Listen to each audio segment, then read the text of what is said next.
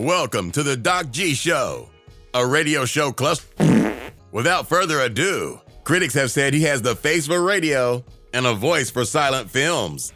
Your host, Ben Doc G Gordon.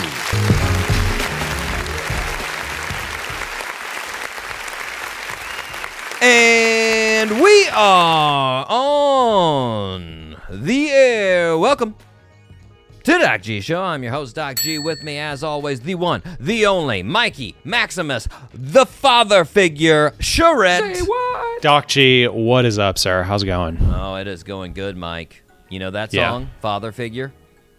No. Oh, Mike, that is a great George Michael song. Really? Oh, George Michael. Peak George Michael right there. He was at the peak of his powers. Beautiful manicured beard, amazingly coiffed hair. Was this the guy that did the Last Christmas song? Yeah. Oh, from man. Wham. We were just talking about him yesterday. From Wham, yeah. Great song. Yeah, but father figure, Mike, you got to get down Father on. figure. I will be your father figure. Put your tiny hand in mine. Oh, yeah, I know that song. Okay, I know that song. Yeah. I bet it's Bill Belichick's morning psych-up jam every morning. Every morning, man. Oh, my gosh. It is. I'll tell you, though, that's a... when I put that one down as my intro for you today, I was like, God, I gotta listen to that jam, and I had to jam it out. It was just, it's quite groomy when you listen to that. Word. You know, like I mean, yeah, I get it, but it just a little like if P Diddy were to have written that song, everybody now would be like, oh no, yikes, you know, like it's raises an eyebrow. But anyway, a jam nonetheless. Mike, I was doing some pondering. Where do you do most of your pondering, Mike? You know, that's a good question. Morning sun? My instant thought is when I'm driving. But there is a lot of pondering with driving. Yeah. Yeah, but I think I was doing like dishes or something. Really monotonous. Yeah. And your mind can wander there. Yeah. Something that you keeps the hands moving, but the mind is still going. Yeah, the mind is free. Anyways. Well, I started pondering. What about you, Doc G? Where do you ponder? Where's your pondering? Those are all good pondering places. Yeah. I ponder while I'm riding my bike, Mike. I ponder while I'm doing throughout the house chores. A lot of that, you know. I ponder sometimes when I'm exercising if it's low enough intensity exercise. It's higher intensity, I can't ponder. Nope. But Yeah. I was pondering, Mike, about an old foe of mine. Artificial intelligence. Oh. Yes. Which, before I even get into artificial intelligence, Mike, I will say the Buffalo Bills stole my joke from the show about 2 years ago. Wait, what? I don't know if you remember, but about 2 years, maybe 3. Actually, I think it's more 3 years ago. I made a joke about getting, every time I hear AI, I think of Allen Iverson. And this year, when they released their season schedule as far as their upcoming season, they made that same joke. Oh, come on. Because one of the dudes in the, it's a pretty obvious joke, but still, I would like to point out to everyone, I made it on the show 3 years ago. They basically, one of the managers of the team, he's like, hey, how should we introduce our season this year? And one of the other guys is like, I don't know, man, just get AI to do it. And he's like, AI, and then it cuts to Allen Iverson introducing the different games of the season. I'm like, come on now, that's my joke, Buffalo Bills. But anyways, Mike, back to real AI. It's happening. Oh, yeah, it is. It's real fast out there, man. Like, AI is taking over, you know? Yeah, it is. It's so annoying. And I'm not, and listeners, don't get me wrong, I'm not talking about great. It's great at the same time. I'm not talking about the apocalyptic AI takeover deal. I'm talking about just AI doing normal things. So true. And they're replacing normal jobs really fast, Mike. And I started thinking about it. It's like all my current and past jobs are going to be taken by AI in a couple of years. Like, I mean, personal trainer. You put your background, you put your health history in, you put your goals in, AI spits out a program for you. Here's the exact program you should do. And then you can get a little voice in your headphones going, "You got it, bro. Finish that rep. Nice job." Yeah. Okay. Yeah. Take a break. I was gonna say, yeah. Who's the guy yelling at you then? But like, But you can make your AI yell at you. yeah. You know, I mean, teacher. I'm a teacher now. You ask an AI program to teach you on a subject. It gives you every possible detail you can imagine in any voice you choose. You don't have to hear my annoying voice. You can switch it to anything you want, you know? Yeah, radio podcast host. You can generate your own AI podcast now anytime you want. You know, No, you can't. I mean, you can, but it's not the same. You can. Well, that's the crazy thing, Mike. Have you seen these programs where you can take an instruction manual for a product that's in PDF format, you put it into the AI generator, and it will make a podcast based off of the manual. So, like, it will teach you how to do whatever you need to do, but in podcast form. Oh, wow, that's cool. Yeah. And like, I was just like, man, I have zero value now. All these things are done by AI. So I started thinking, I was like, well, if I'm not doing anything, what would I do? Like, if I don't actually have jobs, what would I do, you know? Because, like, then that's the question, is everybody's job is taken by AI, so then what does everybody do? Like, now you got, and of course the ideal response, Mike, is that, like, now that you don't have to have all these job responsibilities, these small tasks, you're going to be freed up for self-actualization, for the highest level of thinking, you know? Mm-hmm. Like, we're going to be out there working on quantum physics and solving world hunger and making self-teleporters and George Jetson, you know? Yeah. Which, real quick, listeners under the age of 35, the Jetsons were a cartoon about a family out in space in the future. Yeah. But also on that same wavelength, Mike, I was thinking about it, we get nothing cool like that. Nope. Like, I feel like every generation is let down, but I feel like, you know, we were promised a lot of cool things. Teleporters, lasers, all these things, spaceships, none of these happened. Yeah, no, they haven't. You know? Instead, we just got computers that can do everybody's job. Not nearly as cool.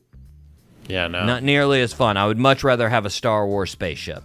For sure. You know? Even to be able to go to space in an easy, safe way. Well, I was about to say, like, some of those things you could argue we got. Like, Katy Perry went to space, but she barely went to space in a penis rocket. And, you know. Yeah. Not nearly as cool. No, not.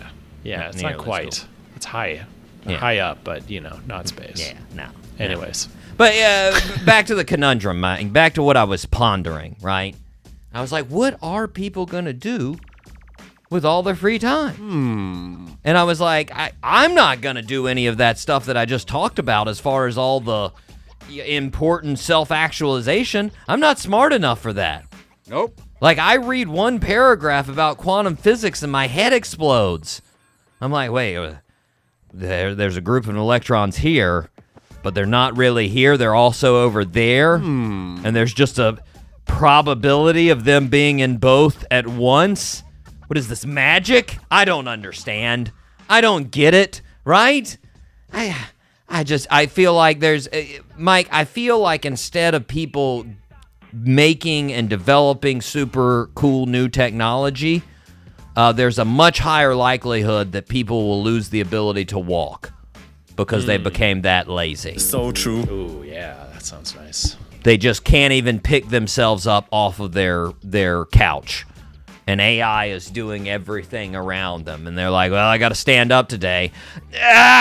My knees. God. Like, that, I think that's a higher option, you know?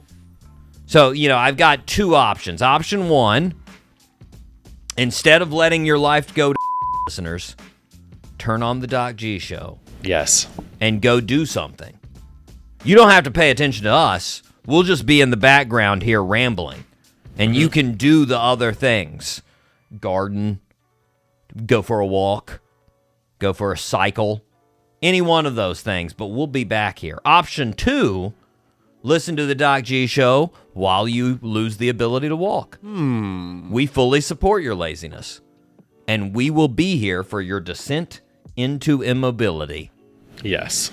Once We you will. can't walk, guess who your one friend is? Us. Yes. We'll be here. Yes! And we are much better than ChatGPT. For sure. Mike, are you ready to fire up this futuristic show? Let's fire up the show, Doc G. All 3 engines up and burning. 2, 1, 0, and lift off. Beep, boop, boop, beep, boop, beep. There we go. Mike, we have a fantastic show. We have none other than Mr. Chad Stokes of the amazing band Disptach on the show. Nice. Yeah. We had the other founding member, Brad Corrigan, on the show back in 2022. So we're getting the whole band on the show. Can't wait to talk to Chad. It's gonna be a good time. But yeah, real quick. Just crazy, Mike. I every time I think about Disptach, it still blows me away. Their success in the middle of their career. Well, like I wouldn't even say it's the middle of their career because they went on hiatus. But like they sold out 3 nights at Madison Square Garden in less than 30 minutes. Say what? What? That's crazy, Mike. That's like Taylor Swift numbers right there. It's bananas. Yeah, it is. You know? You just if I were them, I would just sit back every now and then and go, "What? We were that popular? It's insane. What? Like, it's crazy. It's crazy." That is. Yeah. Anyways, Mike, we need to start where we start. Birthday suit. Happy birthday, Mr. President. Born on May 28th, 1938 in West Virginia. I'm going to give you the quick clue here, Mike, which was very not quick because of my stuttering. Known as the NBA logo. Jerry West. There we go. All right. I thought that would be the one giveaway, Mike. Yes. Jerry West sadly passed away. Did you know? He passed away last year. Sadly. Oh. Yeah. No, I didn't know that. Yeah. Yep. But just, my gosh, a dynamo. In high school, averaged 32.2 points a game. Then he went to University of West Virginia. He won a gold medal in the Olympics. He was picked number 2 overall in the 1960s draft by the Minnesota Lakers. That was before they moved to L.A. Yeah.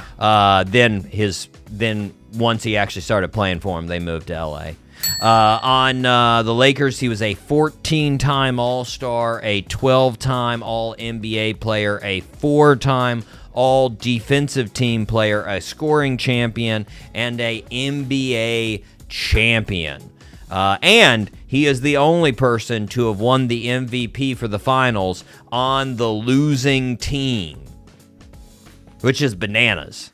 Like, I feel like that just shouldn't happen. So true. Like, I don't know. Yeah, just that's not right. You can't have that makes no sense.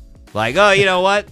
That losing team over there, that guy really contributed to their loss. So, like, it just no. But still, he is the only person that did that, Mike. Wow. Yeah.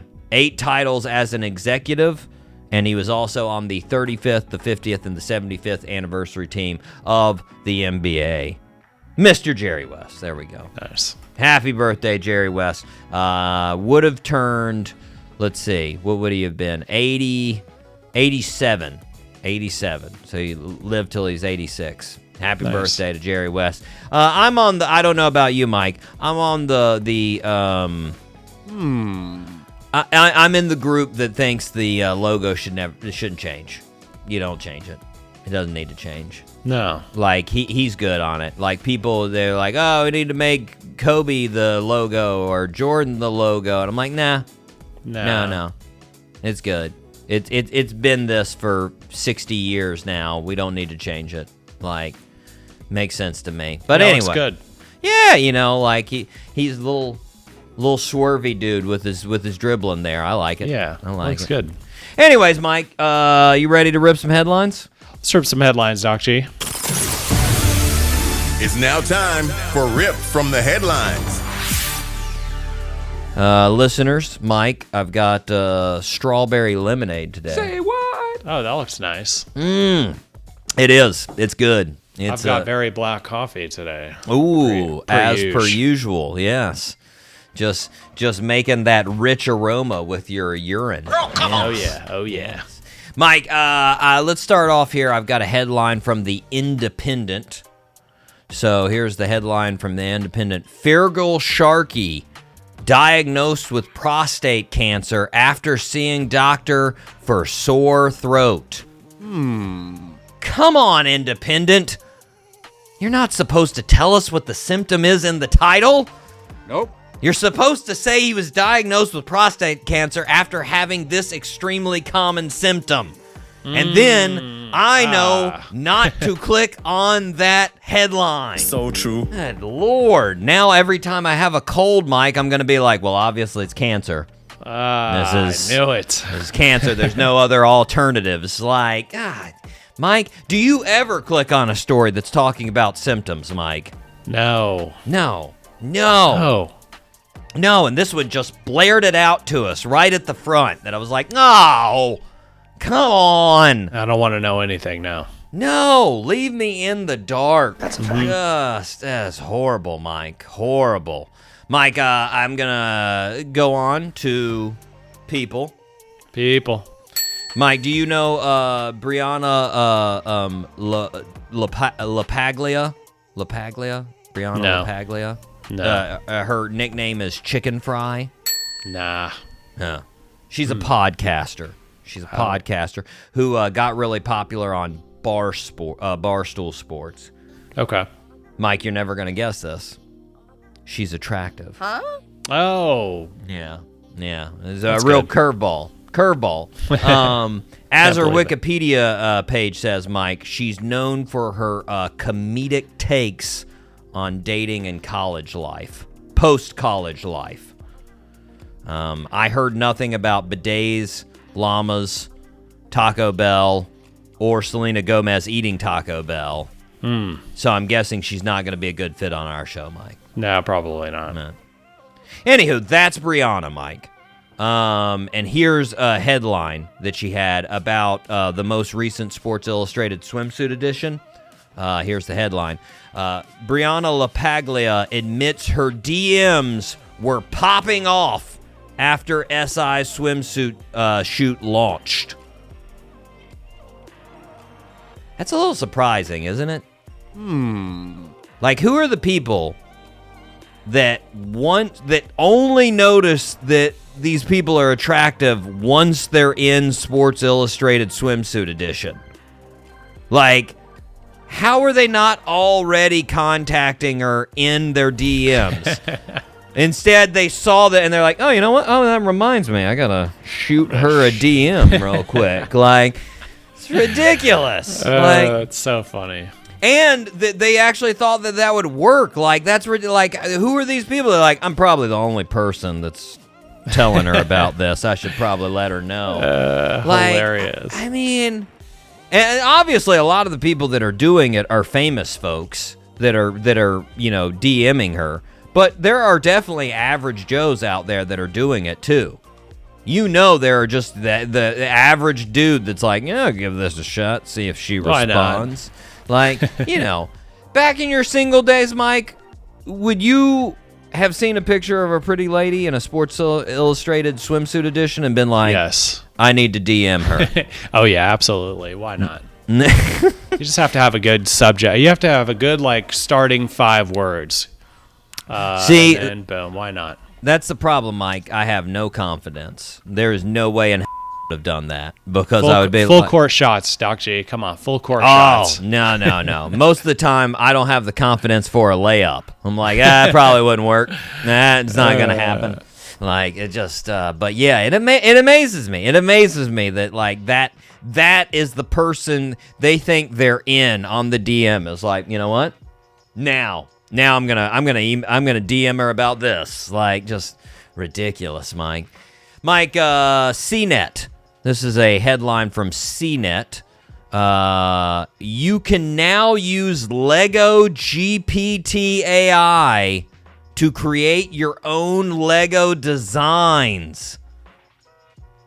Finally, Mike, a use of AI I can totally get behind. Yes. Woohoo! Like, if I had this when I was a kid, oh my God, how cool is that?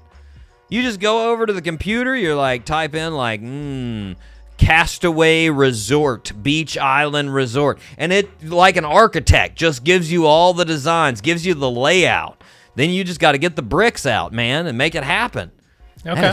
That is cool.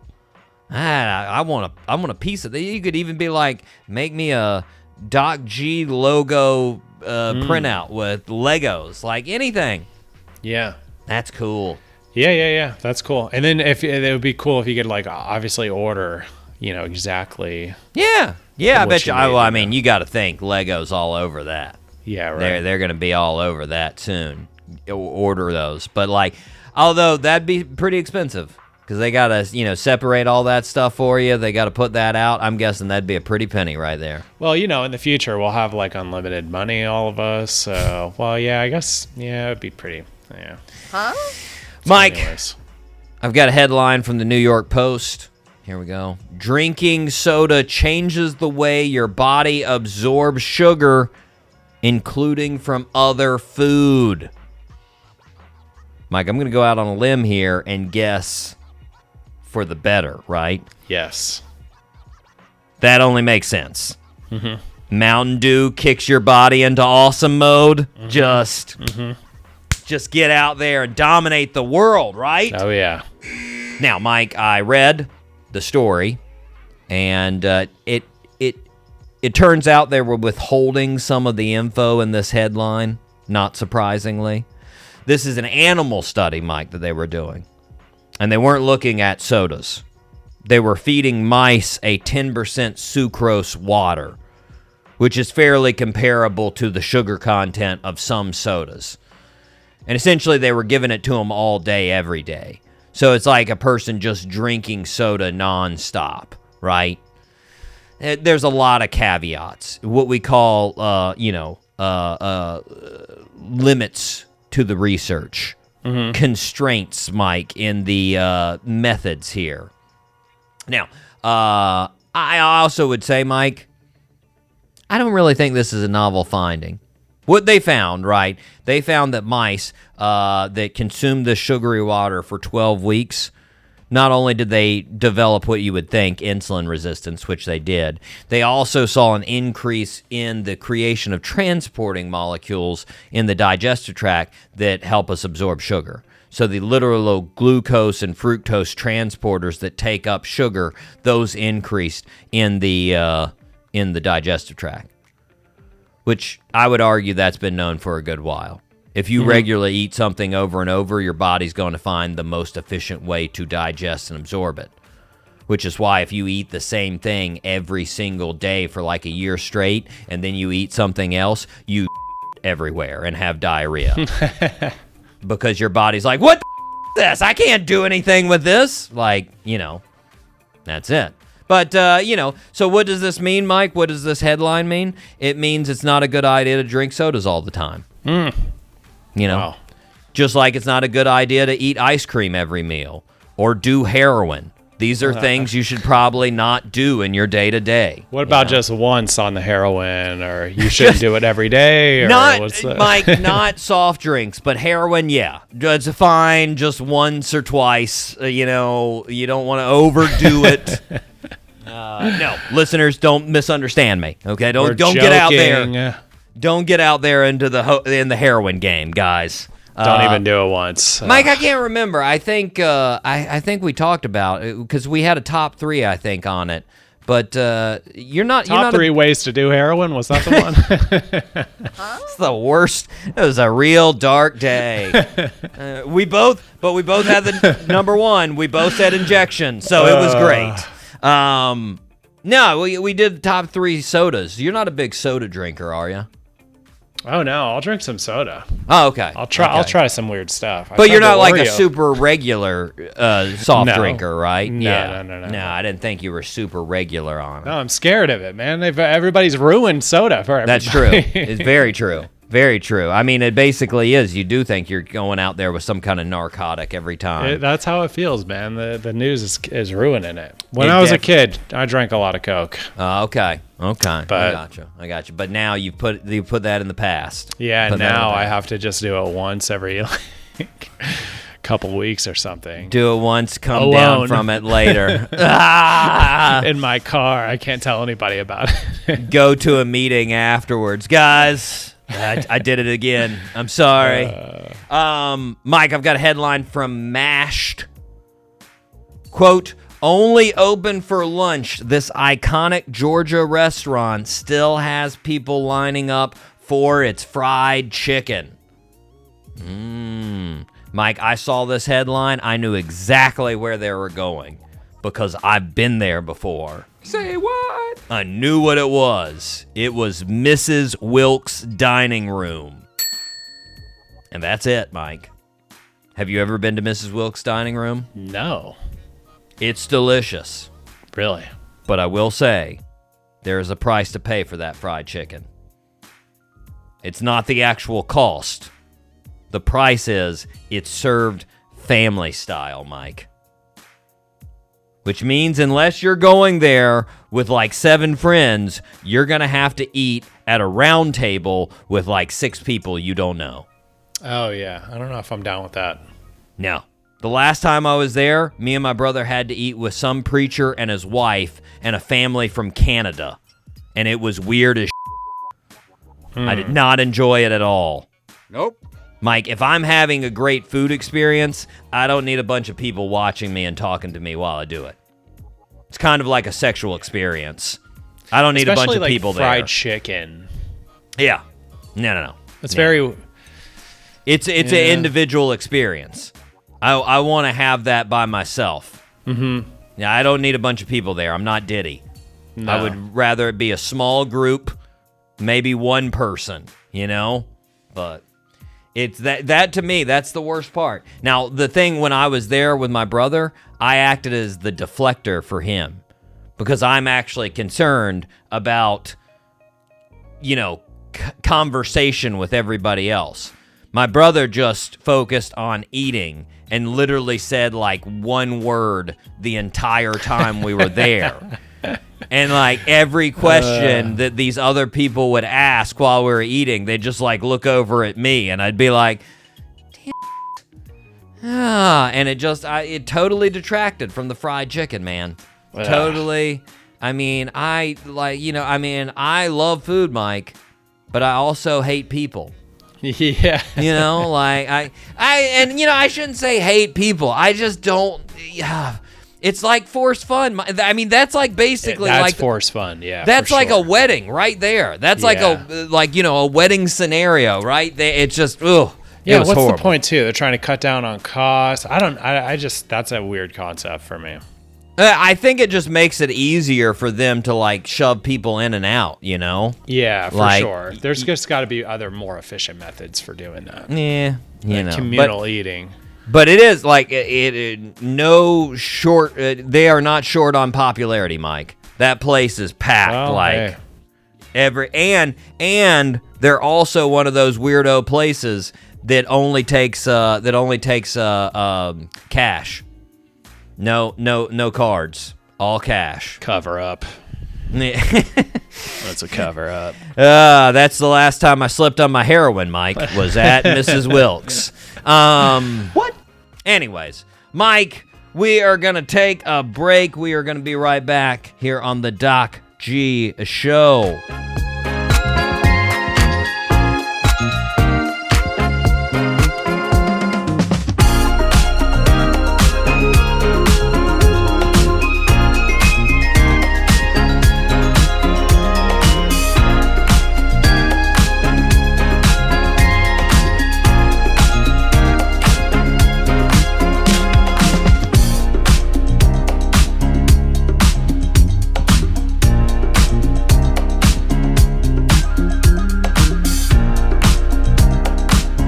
And we are back here on the Doc G Show. Spinnaker Radio, WSKR LP 95.5 FM in Jacksonville, Florida. Mike, what do the listeners need to do? Well, Doc G, if the listeners feel like the show is a positive way to waste their time, they should please subscribe to the show wherever they consume their podcasts. Yes. We're on Spotify, YouTube, SoundCloud, Sirius, Pandora Plus. Please subscribe to the show. It's a cost-effective way to support the show. And listeners, if you are feeling extra generous, please leave us a 5-star review. All the options. Amen. Amen. Mike, we need to thank the 5-star listeners. I'm going to start out slow, so I hopefully don't screw up. Here we go. Shoutouts.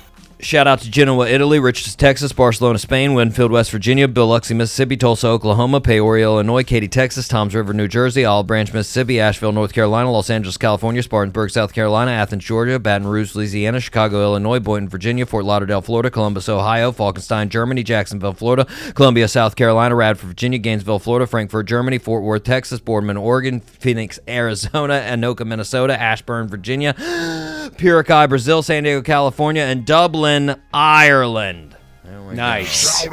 Screwed up just a little bit. I was You almost got a perfect score on that one. I was doing well. Almost. I was doing well until the very end.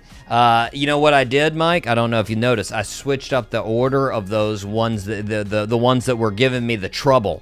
They were giving me the trouble. You know, the Boardman, Oregon, the Dublin, Ireland, and the Genoa, Italy. That for whatever reason, when they're together, I just become moronic.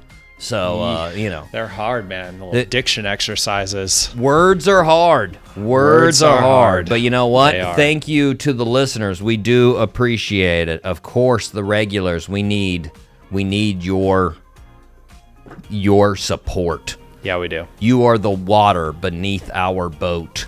Word. Otherwise, we would be at the bottom like the Titanic. Be horrible. I don't know where I'm going with that. Anyways, Mike, we need to thank the 4 stars. Shoutouts. We do. Here we go. Shout out to Atlanta, Georgia. Hotlanta. Shout out to Staten Island, New York. Staten Island. They were getting the listens this week, Mike. No. I'm going to guess it's the Wu-Tang Clan. That's my guess. Fremont, California. Shout out to Fremont, Bay Area. Shout out to Queens, New York. Shout out to Tampa, Florida. Shout out to Miami, Florida. Shout out to Osaka, Japan. Shout out to Amsterdam, the Netherlands. Shout out to Madison, Wisconsin. Shout out to Vancouver, Canada. And lastly, shout out to Council Bluffs, Iowa. There we go, Mike. Shoutouts. There we go. 4-star listeners. We appreciate any listen and every listen. Thank you. Thank you very much. Yes, we do. Mike, we need to move on to the miscellaneous file. Now, I have to open up the miscellaneous file for something a little weird, Mike. This was something that irked me on sports media. Mike, do you know they are going to have flag football in the 2028 Olympics? No, I didn't know that. That's right. Flag football is coming to the Olympics. Cool. Now, mostly I don't care, Mike. Nope. You know, sort of like any sport that comes into Olympics. It's like last year when they had breakdancing, and I was just like, oh, okay. You know, and I watch. I mean, now football, I'd be a little bit more interested, right? Because I already like football, so why not? And here's a really cool thing, Mike. NFL players are eligible to play. Say what? Like, so NFL players are going to be able to play on this this flag football team for America, which is pretty cool, you know? Yeah. I'd like to see it. Now, Mike, like I said, I didn't really care that much until I was listening to sports radio and some sports podcasts. So this wasn't just one source, Mike. This was multiple sources, and it built up a rage inside of me, right? I'm listening to these shows, and they're talking about how stupid they think flag football is in the Olympics. And it fired me up, Mike. It fired me up mainly because of how condescending they were about this. These commentators and how just awesome they thought, like you just felt their awesomeness oozing off of them. Like, flag football, so stupid, right? Now, in hindsight, that obviously was, well, most likely their goal was to get people to listen to their show, and it worked on me for like 10 minutes and made me very angry while I was listening. But let me just go through their arguments real quick, Mike. First, their first argument here was several commentators on this topic tried to insinuate that flag football is beneath NFL players, right? They would denigrate themselves by playing flag football. Like, NFL football is actually, like, more athletic and more technically difficult than flag football. And I got to be honest, that's the stupidest argument I've ever heard, Mike. It's the same game. It just requires different skills. In fact, I think some people would argue it's technically more difficult to play flag football than it is tackle football. For sure. You might have to be stronger for tackle football, but, grabbing that flag and being precise enough to grab that flag, it's hard, man. Yeah, there's going to be a lot of touchdowns. Yeah. And these commentators are the same people that when reports of CTE on football players came out, they were like, well, somebody should do something. Should we even be playing this sport? Should we watch it? Well, here you go. Here's the option that doesn't cause head trauma. And you're acting like it's a Quidditch from Harry Potter. Like, oh, it's stupid. Nobody should play this. Sorry, no offense to the Quidditch listeners out there. All the Quidditch junkies, we respect your sport as well. That's right. But, like, it's just like they were acting like it's so, dumb, right? And then one of the commentators, again, I won't mention who this was, but it's a female commentator that was making this argument. Yeah, call them out, Doc G. Who cares, man? They don't listen. Whatever. They were making the argument, and I was like, really? Out of all the folks, you're going to make this asinine comment that it's less athletic than real football? Haven't you had enough in women's athletics that you would be like, hey, I'm not going to do that to football players? Like, but nah, it was there. Now, second argument, Mike. Their second argument was nobody cares about football except for America. Yeah, exactly. Exactly. And if you like football, this is good for football. Nobody really cared about basketball when they introduced NBA players to the Olympics in 1992. Now, it's the most popular international sport behind soccer. And that's how they did it, was they introduced good basketball to everybody, and everybody went, whoa, that's really cool. We should play that. That's fun, right? And now we're like almost losing. Yeah, we're not as Olympics. good as everybody else. Like, that's the thing. Like, it's dumb, Mike. And then their third argument was, why would an NFL player want to win flag football? Why do they want this gold medal? It's just flag football. It's so much cooler of a competition to win the NFL Super Bowl. No, it's not. The Olympics are still the biggest competition by far in the world. Yeah. And it's something like 0.0000001% of the entire population that can say, I have a gold medal. Like, come on. Their last argument, Mike, was that flag football is just a silly game when you look at it. They were like, it's ridiculous. And I was like, yeah, so is every team sport. Look at basketball. You're throwing a bouncy round ball into a hoop. Woohoo! Like, what is serious about that? Like, no, that's not the point. Every game is goofy, but we get serious about it because it's fun to win. People are ridiculous, Mike. They fired me up so much. Yeah. Just let them play football, man. Yeah, exactly. It's a super fun thing, and it'll be fun to watch. And I can't wait to watch flag football. And those goobers will be at the front of the line to talk about it. Here's what happened in flag football today and in the Olympics. Like, goofy, man. They got me, Mike. They got me. They got my attention for 15 minutes. They did it, those turd bags. Anyways, Mike, we are going to take a break. We are going to be right back with none other than Chad Stokes from the fantastic band Disptach right here on the Doc G Show.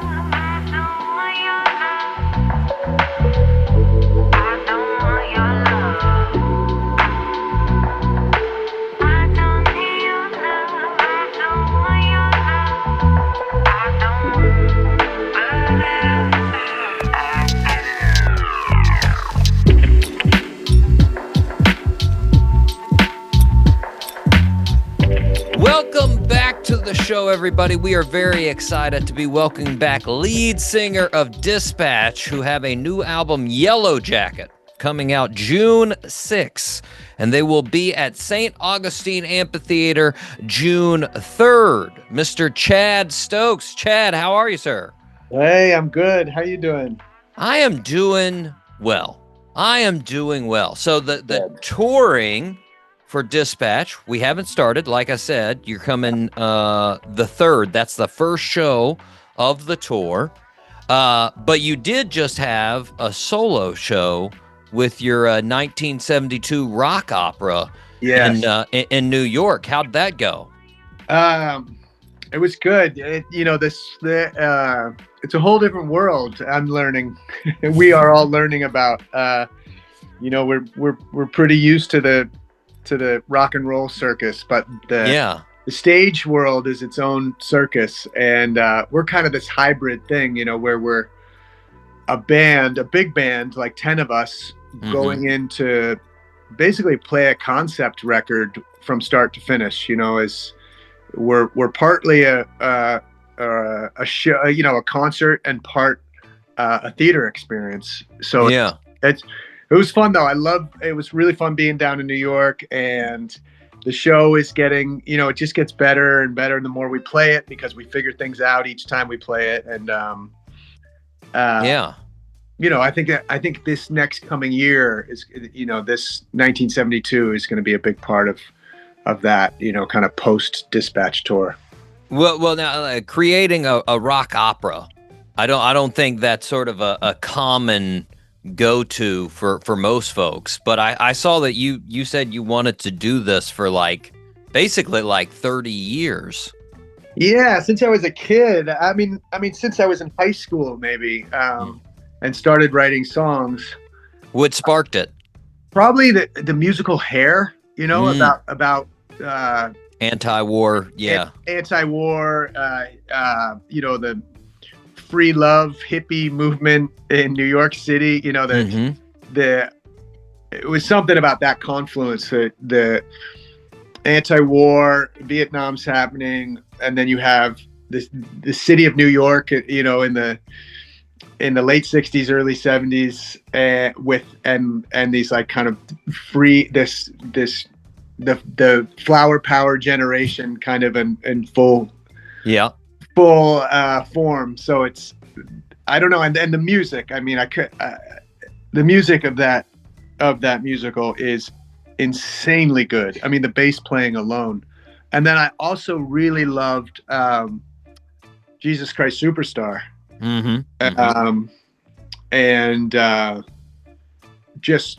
I was like, I just loved the idea that, and then I loved The Wall, and I loved Tommy, with Floyd and The Who. So I just loved those records because I felt like they were about so much more than like a collage of songs. Yeah, well, that's you're taking the listener on a true story with those for sure. Yeah, and I love trying to do that on a song by song basis, but to have the ability to stretch out, is really it's really one thing that has been hard is trying to do the rock opera, which is like no dialogue, everything's sung. Right. So that means you really gotta, the revision process has been insane compared to what you can imagine on a regular Disptach or state radio record or Chadwick Stokes record, where you're just like, you fine tune the lyrics and then you record it and then you're good to go. And with this process, it's like, we've been playing this for over a year now, like a year and a half. And every time we play it, the songs change, little tweaks on the lyrics. And it's like this, and a session after session of kind of rehearsing with the band, all the new parts. So it's its own thing. But it's exciting because it's this other world I never knew about. And I'm also kind of letting go a little bit as like directors come in and just because it's their world, and where sometimes I feel like I can like hang on too tight to things in my own world. This is like not my locker, so to speak.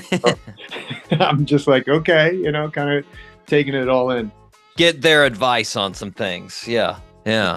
Well, now you posted a video recent. I think it was like in the last month there of playing the song. I'm guessing the title's "Young Traveler." Yeah. It was just you and an acoustic guitar, and I got to be honest, I was locked in. That was a fantastic song. Is that from the rock opera there? It is, but funny you say that because someone said right after the show in New York. Someone said something similar, but that verse that you hear that's kind of in the middle of that Instagram is no longer in it.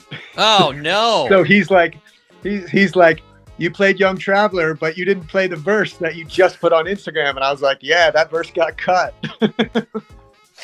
That's some of that editing we were talking about. Yeah. Exactly. I know that what I'm learning is that if you're not in the, as far as telling the story, if you're not like actively telling what's happening next in the story, it's like, it's out. Like every sentence.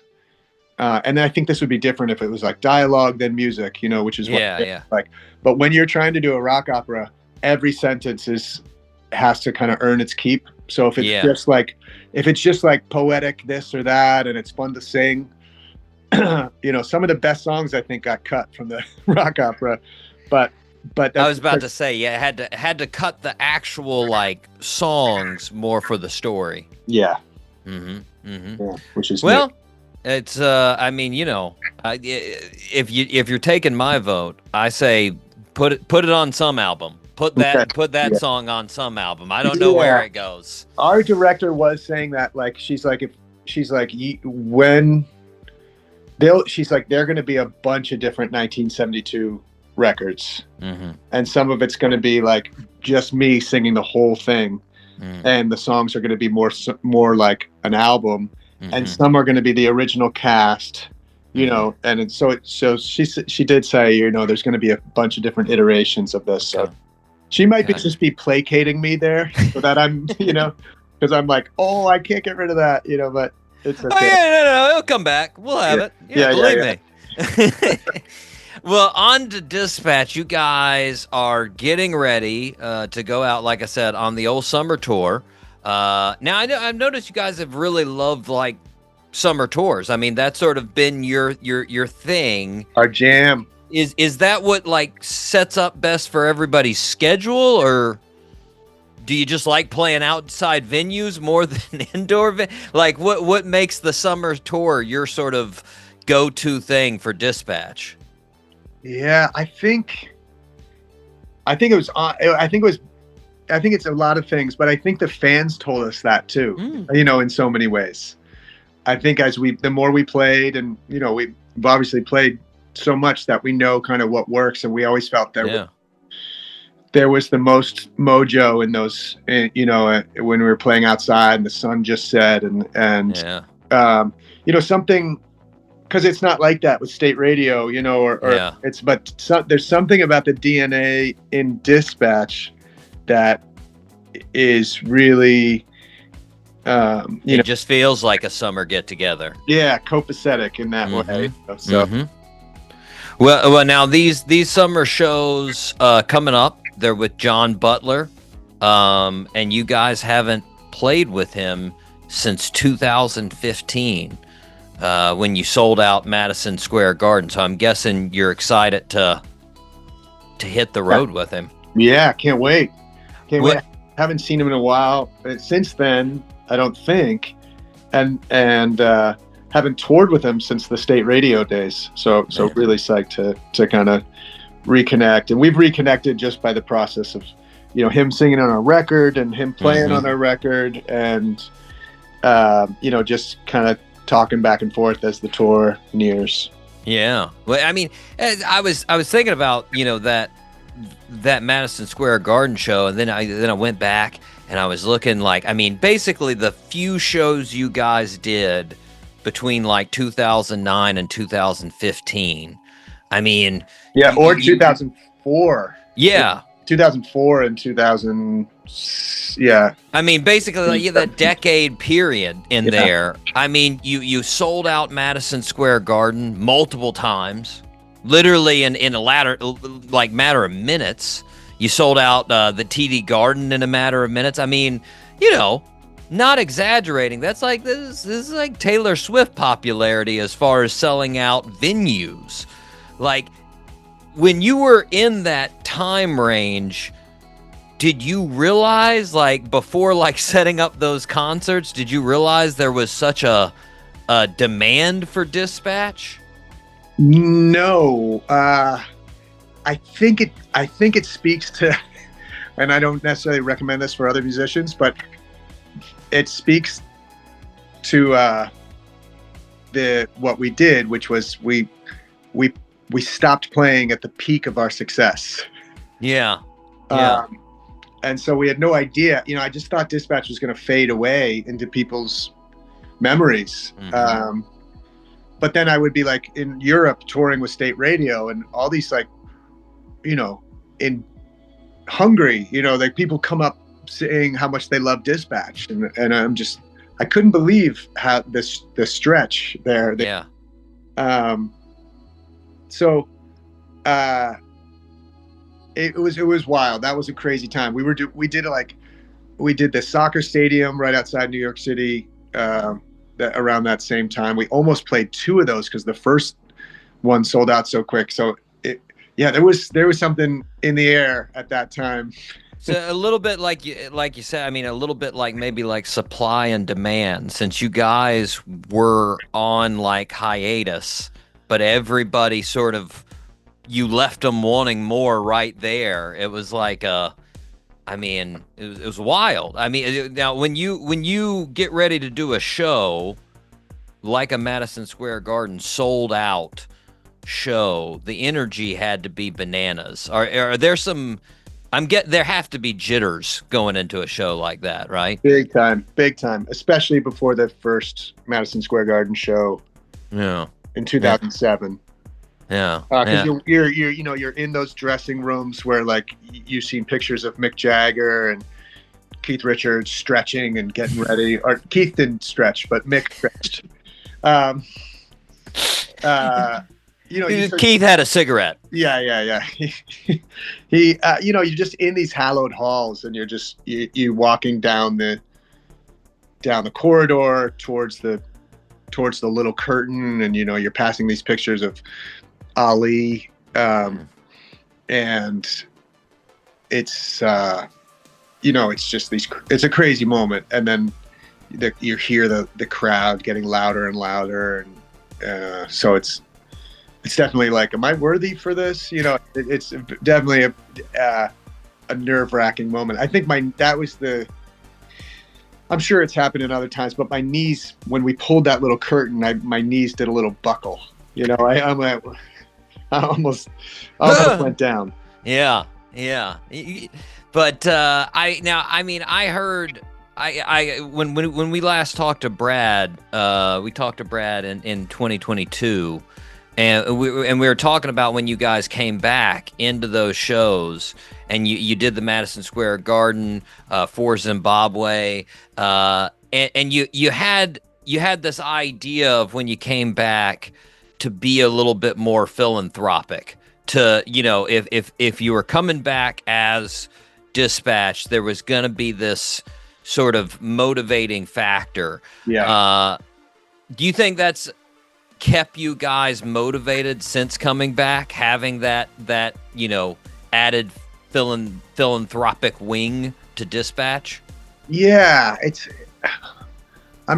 kind of less philanthropic. It's more just like a mission, that the music carries with it, or something that we feel like, whether it's, every time we get together, whether it's like education in this country or hunger in this country, or the Zimbabwe stuff, or, recently we've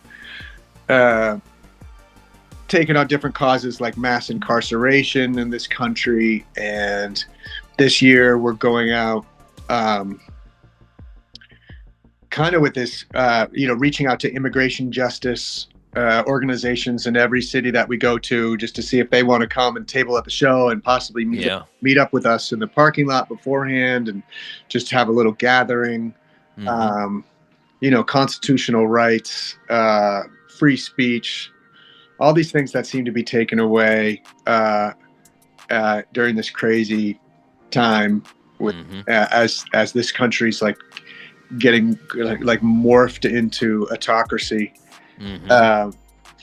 So that's what's going to be interesting being out this summer. Whether there's so many that, the most controversial thing we've taken on or spoken about was gun control. And then I feel like Israel and Gaza kind of, that was really controversial, but I think we both feel, just because it's like some people are saying you're not doing enough, other people are saying you're doing too much, so it's just like following our compass there.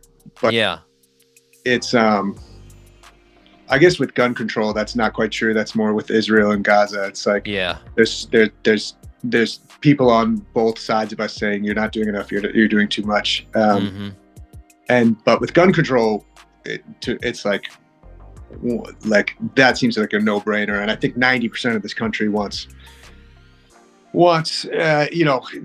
common sense gun reform. So it's like, but that there's these like these in our nation at the moment, there's these things that are really really get people's hackles up and going, and but we got a platform and we want to use it for good, and we're time. So if whatever we can do, it's crazy that people are being deported from our country, being sent to prison in El Salvador, and just for writing an op-ed or protesting. So this is a super scary time that I feel like we as a people have to be strong in our resistance. Well, and having that platform, I think too. I mean, it's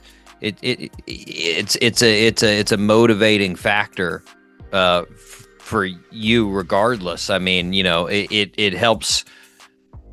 I think it helps give a lot of purpose to what you're doing, for sure. It gives. I mean, it's a lot of fun, obviously, to play music, to hear music, but then to know that there's something else there as well. Definitely gives it some substance. Absolutely, yes. Well, now let's talk about Yellow Jacket. It's going to be the 8th studio album for Disptach. Now, I saw a little preview video on Instagram. What part of the recording or writing process was Brad working remotely for? It was kind of like the second half of the record. We had booked one, and we did a bunch of ska and reggae tunes. We did 4 tunes just after the summer, and then we liked them enough to be like, oh, maybe this can be an album. What other songs do we have kicking? But the next batch of songs had nothing to do with reggae or ska. So we were like, this is going to be an interesting record. And they were more like psychedelic or just like rock or, folk. So it was, we had this January in Boston, going back to the same studio, same producer, and and then Brad's dad got real sick, so he couldn't. So Brad had to like drop out the last minute, and then so we were like, okay, you know, JR can play drums on some of these, and we can fly. You know, we can have Brad kind of lay down his drums over JR's drums in some cases, or keep JR's drums on other songs, and have. So it was like this. It kind of had our heads spinning on how we were gonna figure it out, but it was like a lot of like FaceTiming while we were in the studio, and eventually you got there. Yeah, we eventually got there. It took a lot longer than it would have had he been here, but you know, that stuff comes up, and you know, family first and health first with all, you know, with our parents are getting older, you know, so it's like you know, we're at this time in our life, so but the band is great, you know, the band, and so flexible, and the guys, JR, Matt, and Saz are so talented, and so it's like, okay, let's, you know, we pivot and lay it down and hope for the best. Well, I was gonna say, I mean, JR, Matt, Mike, they aren't original members of the band, right? How is the writing process, album creation process sort of changed since they came in? Well, it kind of has less to do with them than it is to do like our seasons in life.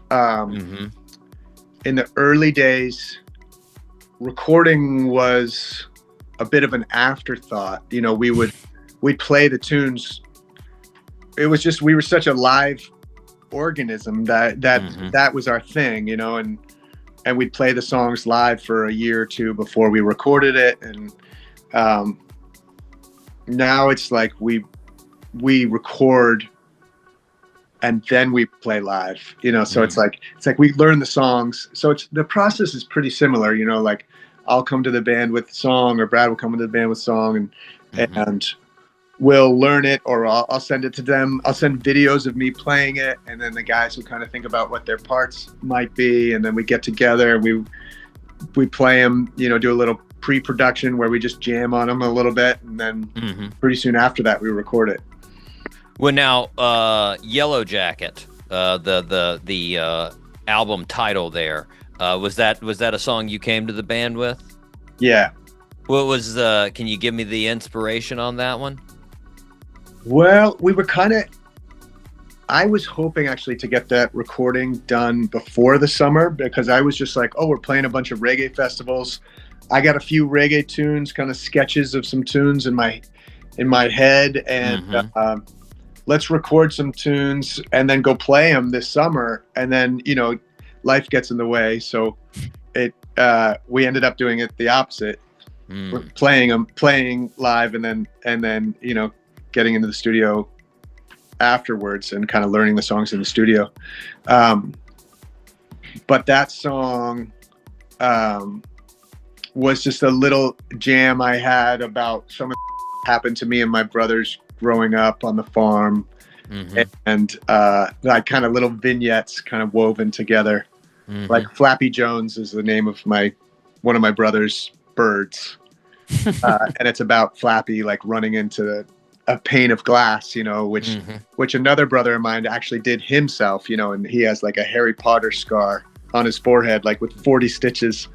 That was Billy. Yeah. So you have, so it's kind of it's funny because Brad Corrigan thought the song was about hockey, and that you're getting like crushed into the glass, you know, into the boards. So yeah, that song was just like, it sounded like kind of it had like a little bit of a throwback feel to it. And that's what I love. I love and Craig Welsh, who is in Boston here, the engineer, he gets such great reggae sounds. So I was really psyched to I worked with him with State Radio and solo stuff. So I was really excited to bring Disptach to him, just to see that, to have that like confluence of people and minds and ears. Yeah. So that was a dream of mine, really, to get the Disptach guys in with Craig, and because I know the sounds Craig gets, they're so great. So if you listen to Yellow Jacket or Trinket, and then later like Whisk Whisk Me Away. You just have it's great organic sounds that where you can like really hear the band in the room. So it was really fun to do that. Now, real quick on Yellow Jacket, how many people, Disptach fans, have thought you say sheep and not sheep shed? I know. I'm sure I was like, should we go in there and like really say shed? Like really lay into the shed. Yeah, shed. But I actually did ask that in the studio, and Brad or someone was like, "Nah, it's fine." Let them guess. Yeah. Hey, it's whatever serves the listener in that moment. Exactly. Well, real quick, as far as just the writing process in general, I always when songwriters come on the show, I hear the majority of the time they tell me, oh, the song came out so fast. When it's like one of their very popular songs, it took like 3 minutes to write. Yeah. Was that what you experienced with The General when you wrote The General? Yeah, relatively, and even on this, especially the first four, like the songs on Yellow Jacket were the ska reggae tinged ones. Yeah, they also came out really fast because I wasn't sure I didn't have a whole lot of pressure or whatever. I was just like, oh, here's a couple of reggae and ska songs I have, and I just kind of let it flow, and then some of the other tunes are more like I don't know, more consternation in them, but the General was like, it came pretty fast, but it was also like the lyric wasn't, I just had kind of dummy lyrics at first. Like, I think it was even like slap me 5 and back again, or around the back and back again, something like that. So it just kind of, and then it was like, which happens sometimes. And sometimes the dummy lyrics can stick, and sometimes your mates or your own conscience is like, hey, I think you can do better than that. But those songs some of those songs did come pretty quick. I don't know if The General came any faster than others, but those days are fun because you're basically just like trying to come up with enough originals to fill a set, and not really thinking about it too much. Well, I mean, if you're in that mindset of like, oh, we just need to fill a set, I'm guessing you didn't see it as being as popular as it was going to be. Yeah, definitely did not. It's crazy how one song can just be like leaps and bounds more popular than another.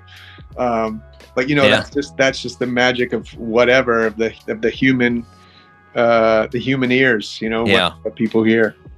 Now, on a more recent song you wrote is actually on the last album, Legend of Connie Hawkins. I saw you basically wrote that from seeing his obituary, reading about basically the story of his life. Was that a quick one as far as writing it? Well, that is nice when it's like I was making a fire on Martha's Vineyard. It was cold. It was like winter time, and I was, crumbling up old New York Times papers, and I always take a long time to make fires if it get lost in the stories. I do. So my wife will be like, "What the taking so long?" But. Yeah, that one, that was fun. That song kind of kicked around for a little bit. See, these days, it's good if you can be open to a song coming right away and get it. Well, I think John Lennon said that once. He's like, if a song comes through, work on it right away, because and he said he didn't always adhere to this advice, but this was his advice to other songwriters to get on it in that moment. But these days it's a little hard to do that when you have kids and like there's just so much else going. You're not just in I'm not just in my little studio apartment in New York City by myself, my guitar the way I was. So it's like there's all these things happening. So but fortunately for us, like voice memos and stuff. So but I felt like I really felt compelled and touched by Connie's story. Yeah. And we ended up talking to Connie's nephew and like trying to see like, why isn't there a movie about this guy, and talking to production houses. And I know like LeBron's got his own production. I think, is it Chris Paul who has his own, like there's guys out there who have like NBA stars that have their own film production teams. So we were like, someone's got to make a movie about this guy. Why isn't this known? So have you? I know you didn't really know too much about him when you read the obituary. Have you seen the skit on Saturday Night Live way back? Yes. Paul Simon versus Connie. Oh man, I still say that's like the first funny thing that Saturday Night Live did, because the first episode is ridiculous. It's all over the place. Most of it, I'm just like, well, they're really finding their feet. But on that second episode, that's like the first hilarious. It just as serious as Paul Simon takes it, and like just there's Connie Hawkins being 6'8", there's Paul Simon being maybe 5'1", maybe. It's insane. Yeah, it's so good. But I will say, Paul Simon, pretty good baller in that sketch. Pretty impressive. Some of the moves he had there. He's still a New York kid, just like Connie. Well, I know you're a big fan of basketball. Do you get any basketball in on tour still? Yeah, that's probably our go-to. The only problem with basketball on tour is like when we really hit it, like 4-on-4, or 3-on-3. It just gets it gets dirty, and it's somewhat. I'm like worried about. I was just talking to Donovan Frankenreiter, who's coming on the tour with us, and explaining to him, because he's he's like an incredible, glorious surfer, and I said, I was telling him how we got the band on out on ice skates. We were playing like the St. Louis Blues practice facility was right next to the stage a couple of years ago. So we all suited up and played hockey. But it is so hockey's even more of a problem. People getting hurt, but basketball, I do worry about it. But it ends up being just, we all love hoops so much, and it's so much fun to play. So we ended up either taking it easy and trying to play some 21 or knockout, but the occasional 3-on-3s get pretty serious. Yeah, you don't want to end up with like a sprained ankle for the rest of the tour. Yeah, or like a jammed finger for the guitarist. Ooh, yeah. And those can hang around. Those can annoy you for years afterwards. Yeah. It's rough. Now you guys are coming to Florida, like I said, St. Augustine Amphitheater, June 3rd. And I didn't realize you guys didn't play a show in Florida actually until 2014. That was the first Disptach show in Florida. Yes, I remember that. That's wild. That was in Gainesville, down the road in Gainesville. Yeah. But I'm guessing you get a pretty great reception in Florida.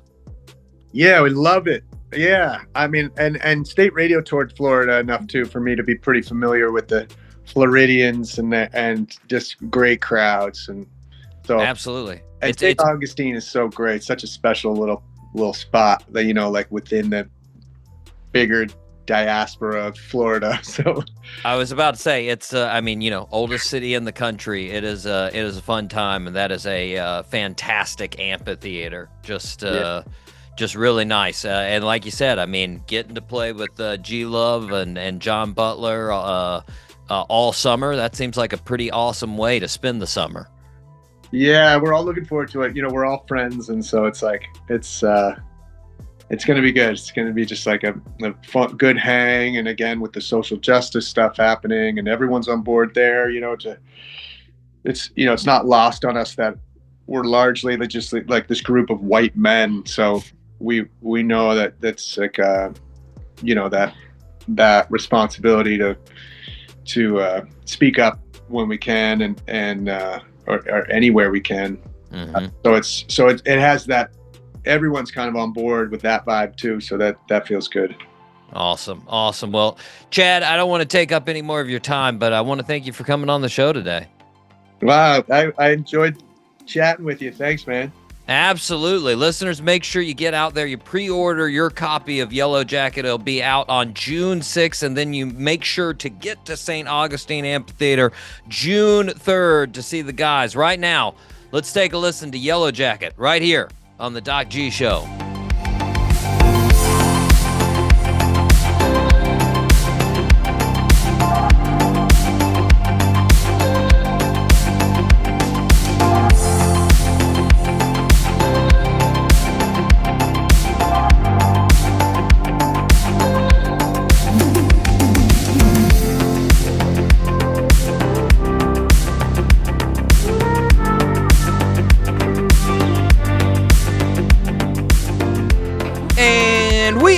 Back here on the Doc G Show. You just heard Disptach with their new song Yellow Jacket. Got a Rasta flair there, Mike. They went back to a little bit of that reggae roots on that one. I enjoyed it. My goodness. I still, and I showed you the clip that we made from the interview, Mike, of them selling out, or him talking about selling out Madison Square Garden. Like I mentioned at the beginning of the show, that's bananas, Mike. It's just bananas. And it wasn't just Madison Square Garden. They were selling out Madison Square Garden. They sold out TD Garden, the Boston Garden. They sold out Red Rocks. They had a show that was 120,000 people in 2004. Incredible. Yeah. Just bananas, man. And I'll tell you, there's something magical about that General, the song The General. Oh, gets me every time, Mike. Love that jam. Just fantastic dudes. Hope they have a great tour. Gonna start here, of course, in St. Augustine just in about a week. It's gonna be good. But Mike, we need to move on to the fastest growing segment in the world. Mike C, top 3. It's true. Now, Mike, you went very generic on this one. Just a straight out, here's the top 3. And the top 3 days of the week. Now, Mike, I sort of treated this sort of like a mini year. That's what I did. You know what? I made my week, and that's the way I sort of view it, as sort of a mini year, You got a little mini orbit there. Now, all right. As many people know, my year starts at the beginning of spring, and then it's all downhill after Labor Day. Sort of the same thing here on my list. So without further ado, Mike, do you have any honorable mentions? No. Okay, yeah. No, none of the other 4 made the honorable mentions. Mike, my number 3, Thursday. This is like the start of spring to me, Mike. Thursday is the start of spring. There's excitement. The weekend is right there. The possibilities, you could do anything. All the things that you're thinking. It's just like the start of spring where summer is just around the corner and you're like, oh my God, all the cool things are getting ready to go down. What are we going to do? And again, listeners, like we talked about last week, your week could be completely different. You could be on some kind of weird, crazy schedule. But I'm basing it off of my elementary and high school and life schedule now, of where things go on Monday to Friday, and then you don't have to do things Saturday and Sunday. That's what I'm basing it off of. And when that's the case, Thursday, you're right at the cusp. You've just started. You're starting to feel alive. There's an energy. And back in high school, you could always feel that energy. On Thursday, you're like, we're over the hill. We're almost there, guys. This is great, you know? So, Thursday, my number 3. Mike, your number 3. Saturday, number 3. Yeah. Saturday's good. You know, it's a good day, but it's right on Sunday. And Sunday, the guilt starts to be for me. I feel very guilty on Sunday. It's just like tomorrow's Monday. Yep. I can barely enjoy Sundays. Yep. But Saturday, there's still a little bit of wiggle room to stay up late. Yes. To you know. Agreed, Mike. Yeah. Number 2, Saturday. That's my number 2 is Saturday. It's akin, Mike, to the middle of summer. You know, it's the July, August of the mini year. You know, you're living large. You know, like you're like, I can do anything I want. Oh my God, I can recover tomorrow. But it's like you said, that Sunday is around the corner. That's right there. You know, and it's just like, oh no. And you know what Sunday is? Sunday's the fall of the year. Yeah, it's the fall, and I hate it, Mike. I don't Sunday hate is it. almost Monday. I don't hate it. It just makes me sad. It's just I'm just like like Sunday is always like I'm just waiting for the beginning to start. You know, like so. Yeah, no. Saturday though. Can't get too crazy. Saturday you can put it away. You can put it out of your mind. You can try to and just like, hey. And this Saturday is pretty much when all the big events happen too. You know, it's like when people have pool parties and they have house parties and different events and everything's leading up to that event on Saturday. Now, most of the time, the event's a bit of a letdown. You know, it's not as great as you thought it was going to be. So the lead up to that event was better than the actual event itself. But for sure, it's the forced fun you start to realize where the forced fun is. Yeah, and you're like, I'm not. Or not even forced fun. You just realize you're like, oh, this wasn't as cool as I thought it was gonna be. Just like because you were building it up for whatever, like 4 weeks, 5 weeks, and then it happens. Yeah. Like in your mind, it was amazing. Like a few concerts that I've gone to, they've been like that. Whereas like this big build up, you get really excited, and then it comes on Saturday, and you're like, I mean, they were pretty good. Yeah. It wasn't a life-changing concert, right? Yeah. Like, I don't know. Anyways, Mike, you're number 2. Number 2 for me, Friday. Okay. Friday for me is a good day. You know, you can get wild with it. You could stay up until 4 in the morning on Friday. You can recover on Saturday and then Sunday, whatever. But yeah, Friday is a good day. It's the end of the work week for a lot of people. It's the end of the school week for for everybody, and it's Friday was always a real day of celebration. Yes, Mike. Not surprisingly, my number 1, Friday. I know it's cliche, but I can't help it. Friday's awesome. It's a good day. It really is a good day. Anybody who grew up in the typical Monday to Friday, anybody who went to school, that was the thing, is Friday just had a different feel. At school, every single Friday, you were just like, fucking who cares? Like, like, let's get crazy. Yeah. Let's do heroin. Yeah, and just like, and you knew, like that was the thing, is like, you just pushed everything off. Like, it would just be like, you'd have something to do in class, like, who cares? I don't have to worry about this until Monday. I'm not doing anything. Like, like, and just like, and there'd be like, there's sporting events or social events. Like, when you'd have like, somebody's having a house party. You're like, oh, shit. Like, now these crazy, I'll talk to some people, they'll be like, oh, yeah, they had a house party on like Thursday. I'm like, in high school? What the is wrong with these people? No, you can't do that. Like, I mean, Friday was that day. That was house party day. Like, and like that was the thing, is you finished school, and then a couple hours later, you knew shenanigans were gonna start. And and then the in between the time, Mike, of school and shenanigans, there were other shenanigans in between. Oh, man, you just driving around with your stupid friends. I even felt like teachers were chill on Fridays. Like, even teachers was like, you know what? We're rolling in the TV today. We're watching a movie. Exactly. They gave up as well. They're like, I made it this far. Who cares? We're stopping for now. Like, and it's just like, you always just had this good feel of just like, you live, like, to me, Mike, it's much easier to live in the moment in Friday. Like, even though you're thinking about the what ifs of the weekend, you know, like oh, well, we got this thing going on Saturday. Oh, we can do this. You're still thinking just like you're living in the moment of like, I'm basking in the relaxation of the weekend starting. Here it is. Like, it's just, to me, Mike, Friday is the late April, early May of the week. You know? Yeah, I got you. You're just going in there. It's super fun. All the possibilities are out in front of you. It's and it's still that way. I don't get it, of course, when I'm straight in summer because I don't really see nearly as many people at the university. But I still get on Fridays. I still get the feel, still get the vibe. Yeah. You know. But anyways, Mike, you're number one. For me, it's Thursday. I've always been a very much Thursday is really the day that I start to true anticipation.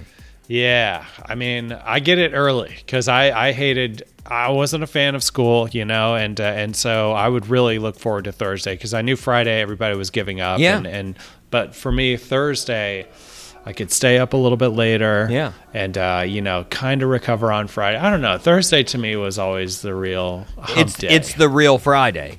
Yeah. Because it's the real, like, okay, this is actually, my weekend starts Friday. Yeah. Yeah, for sure. No. That's why my number 3 was Thursday, you know? I get it. I mean, I get it, like, you can feel it. And that's the thing, is like, I always loved in high school when I would have something going on Thursday night. You know, like, not like school related going on like Thursday night. Like I had like a basketball game, or I had like a band recital or something. Because like afterwards, I'm like, psh, what do I have to do tomorrow? Nothing. It's Friday. You know, yeah. Maybe not a house party. Too much for a Thursday. Too but much. Hey, like I said, that's just fun. crazy. That's just nutter butters. But like, yeah, man. I mean, I got to be honest. It's the exact same with me, like we talked about with months of the year, Mike. When people tell me their favorite day is Sunday, I'm like, you sick freak. Yeah. Like, and I got to be honest, a lot of people that like fall, Mike, they like Sundays. And I'm like, what is your effing problem? You are disgusting. What is going on with, like, to me, I get Monday so much more than Sunday, man. Like Monday, like, because like the Sunday, there's just the anticipation is killing you. You're like, I'm going to have to do stuff tomorrow. Wham. Oh, it's coming tomorrow. I got to do all these. Like, but at least on Monday, you're like, okay, I'm in it. I'm doing you're it. in the run. Yeah, you're already doing it. I'm going to accomplish these things. It's like you had with January as being one of your favorite months. I get it. You're starting anew. You're going into it. You're going to but like Sunday, you're just a sick freak. Like, no, I don't, not at all, man. Not at all. Anyways, Mike, I've got a couple of suggestions for the next top 3. Okay. I'd love to hear them. Okay. First one. I'm going to shoot out 5 to you. You tell me which one you want to do next week. First, 3 most overrated holidays. Next one, 3 best celebrity fighters in Hollywood that aren't actual fighters. So you can't choose somebody like, like Mike Tyson or somebody like The Rock because they were fighters. I mean, The Rock was a wrestler, but still, I wouldn't count him because he was a wrestler. Okay, celeb fighters, that would be like Arnold Schwarzenegger. Yeah, I'd take him. Yeah. Steven Seagal. Yes. Very much. Okay. Next one. 3 top foods you want to get for a road trip. I like that. Okay, next one. 3 cars you automatically judge someone if they're driving. Oh, that's a great one. Last one. 3 animals you would least want to get in a ring and fight with. Okay. Okay, what do we want to do next week? I'm going to go with the cars you judge people for having. Okay. All right. Yeah. That's a good one. That's a really, really good one. It's yeah. I was thinking about that the other day because I saw, I won't say what car it was, but I saw a car and I was just like, you turd. You would be the guy that would be driving. Exactly. Okay, Mike, that sounds good. We got 2 birthday suits left, both singers. Do you want the more current singer or the singer from the 60s and 70s? 60s and 70s singer. Okay, I mean she's still alive. She's still out there kicking ass, but cool. But she had her big deal in the 60s and 70s. Born on May 28, 1944 in Atlanta, Georgia, our birthday suit wearer started singing at a young age, and she joined Motown Records in 1966.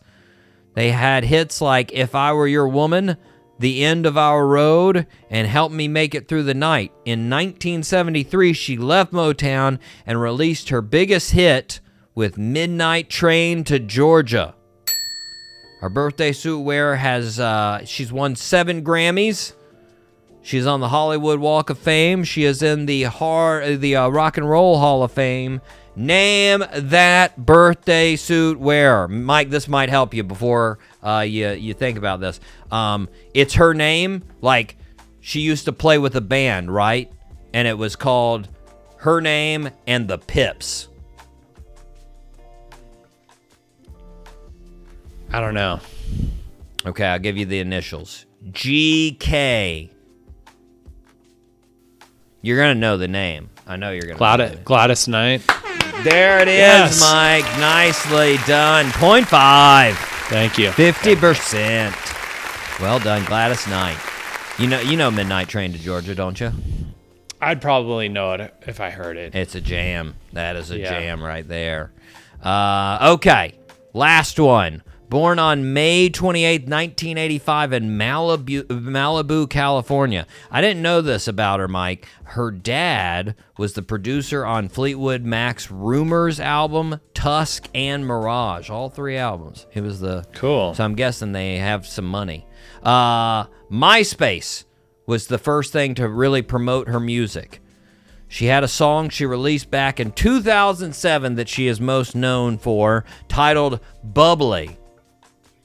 They started my toes, make me crinkle my nose, wherever it goes. I always... Oh, yeah.